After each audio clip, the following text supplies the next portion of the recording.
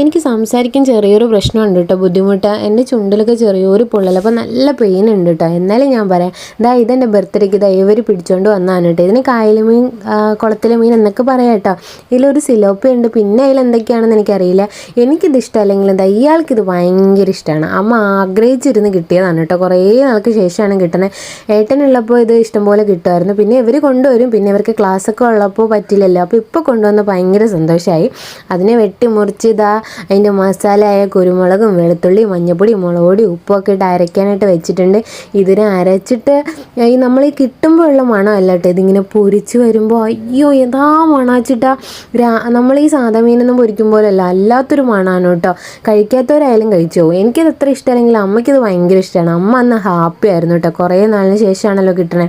അപ്പോൾ ഇന്നത്തെ ദിവസം ഇതായിരുന്നു, അടിപൊളിയായിരുന്നു. അപ്പോൾ വീഡിയോ ഇഷ്ടപ്പെട്ട ചാനൽ സബ്സ്ക്രൈബ് ചെയ്യണേ. നിങ്ങൾക്കിത് ഇഷ്ടമാണെങ്കിൽ ഒന്ന് കമൻറ്റും കൂടെ ചെയ്യണം.